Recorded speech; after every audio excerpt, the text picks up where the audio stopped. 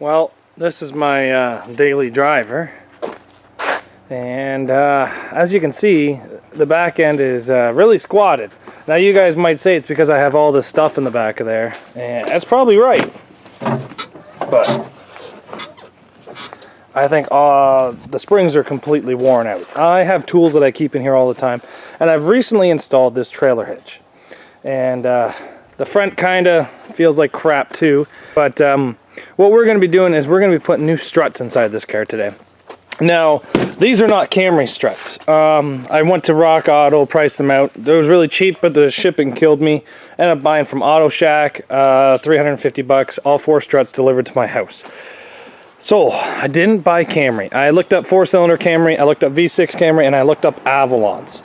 Now, I could have bought Siennas for the front, but I think that's too tall and it's just a little too hard on axles, even for road use.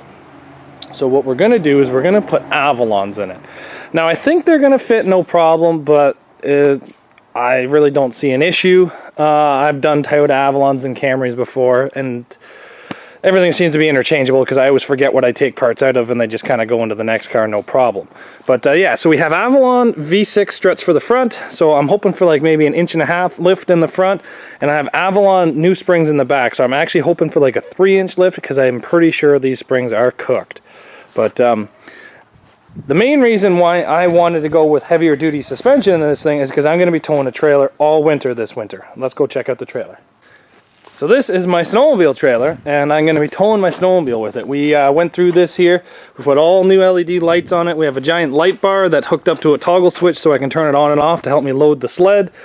And I'm super excited, but I've already towed this around behind my behind my Camry, and even without a load, it made the car squat unbelievably. So hopefully by putting in the new struts, I can lift the back end up, which will make it tow this trailer so much better. I tried putting smaller rims and tires on it, but the hubs are too big. I can't put 8-inch tires on it. Maybe 10s, but I don't have them. And this car sits crazy low. Like I pretty much bang this car off parking lots, entrance and exits all the time. So I've been kind of wanting to lift this thing up for a bit.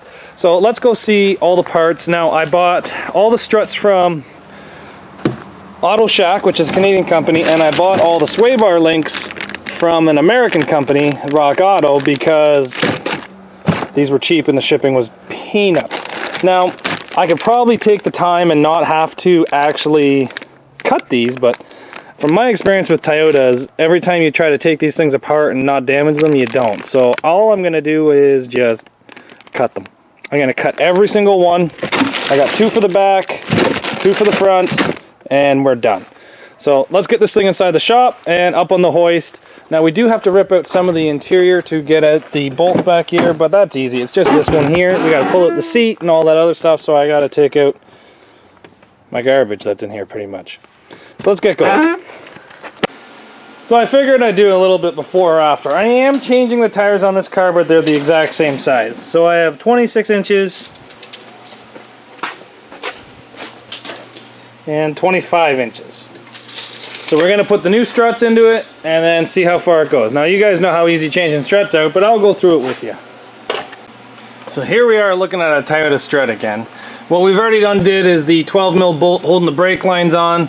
We've undone 2 of the 14mm bolts at the top. We're just going to take a mini grinder and cut this because I did buy new ones. So it's just easier for me to cut it than it is to try to get through all that rust. And then we have these 22mm bolts right here, so we'll get this out.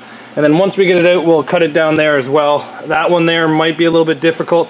But as you can see, the amount of dirt in here from this car kind of being so low to the ground. So yeah, let's get in there and take this thing apart and see how far we get here in a couple of minutes. So now that we got all this apart, the first thing we're going to do is install the sway bar while I can lift it up. So we just slide it in, put the nut on. Make sure you install it the way it was before, because if it's facing the wrong way, then it's no good. You stick an Allen key in the tip of it and a wrench on the nut of it, and you can thread her in. This is why I buy them new every time, because up here the amount of dirt, rust, you're never going to clean that out enough to get an Allen key in there. They are locking nuts, so you don't have to be super tight. You just have to get it to the nylocks. Just have to get it to the right point. Put it to there. Now let's go take a look at these struts. Now if you take a look at these, they look 100% identical size-wise. They probably are the exact same as a V6 Camry. The only difference I'm seeing between my 4-cylinder Camry and the Avalon ones is these have an extra spring loop. Now V6s also have an extra spring loop, but maybe the spring is a little bit bigger, I don't know. There's about 800 pounds difference curb weight in a Camry 4-cylinder and a Avalon V6. So the fronts are the exact same. The only difference is this is a 4-cylinder, this is a V6 pretty much. So I was kind of expecting the one spring. I'm thinking the main differences are going to be in the back with the extra springs as well. But everything is the exact same. The sway bar mount is the exact same. The brakes are the exact same. The strut holes are completely the exact same. Yeah, so let's get this one into the car and see how she looks. So now that we got this side done, we can put on our tires. These are hub-centric rim on Toyotas. If you get Toyota rims, they're hub-centric. So I like to put anti-seize around there. But as you see, we got the new strut in, we got the new sway bar in, everything lined up, everything went together the exact way it should. The car does feel taller. I know that sounds stupid, but when I took the bolts out, the spindles kind of came lower. Now I didn't have to pull them down to put them back in. So we're going to throw this on. I have a torque wrench. I will be torquing these to 100 foot-pounds after it's back on the ground. I'm just going to use the impact on a number 1 and put them back on for now.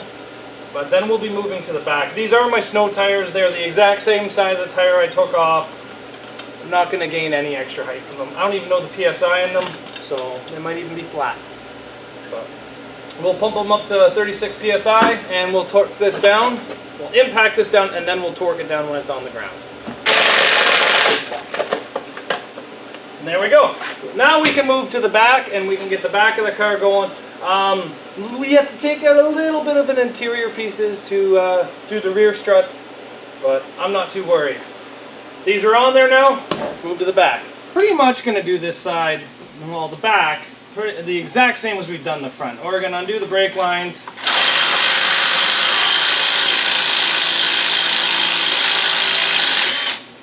I'm going to save all the hardware because we're going to need all of it.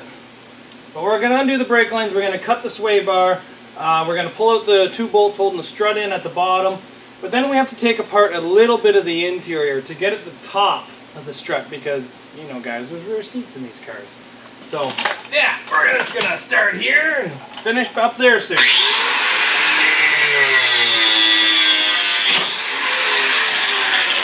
Now on the front, it was 22 mil to hold the strut in, but on the back, it's only 19 mil, so a little bit lighter duty. So we'll get those off right now.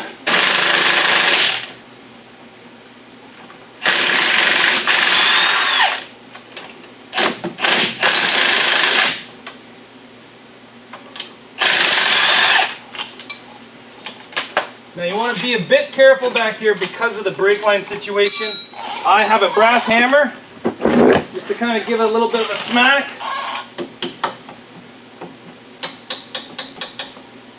But make sure you're careful with it. Now right here, it has the rubber line, but you just have to be careful taking it out of the strut piece. We're at the point basically right there to take out the interior. So let's go see what's involved in that. There's one 12 mil bolt. You can stick your fingers in and feel it. Let's see if I can push that down. There, you see the head of it there? And then there'll be 3 12 mil bolts up here. So we're going to take out this piece and then we can access that. We're going to do the back 2 ones with wrenches and the front one with an impact. We're going to undo the back one's finger and just kind of zip them off, and then we're going to do the front one with the impact.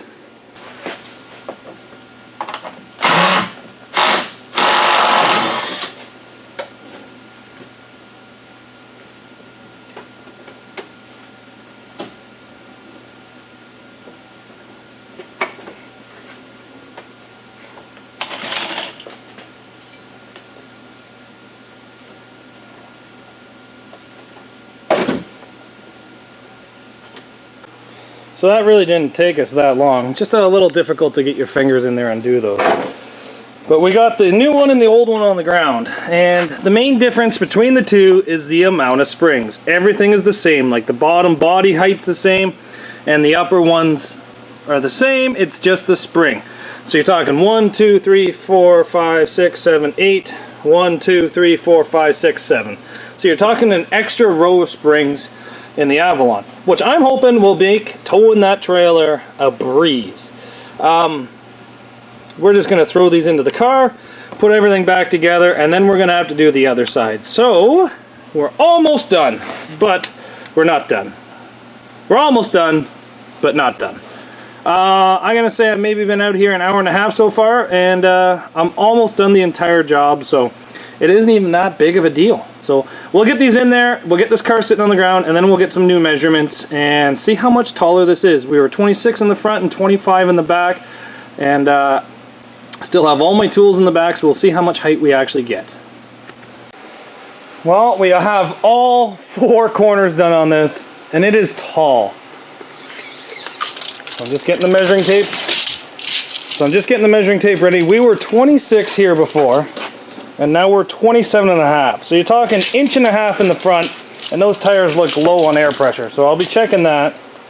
So that's 1.5 inches in the front, and we were 25 inches back here, and now we're 27. So we've gained 2 inches back here, and I still have all my tools in the back of this thing. Yeah, this is a lot taller than what it was, and no guys, it's not up on the hoist, just so you guys are thinking. Didn't move at all, it's not up on the hoist. So basically a 2-inch lift by putting Avalon stuff in there, and that looks so much bigger.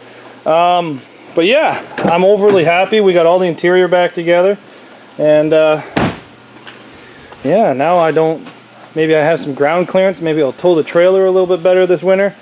Yeah, I think this is going to be much better. I could barely get these hoist arms underneath when I drove it in, and now it sits so much taller.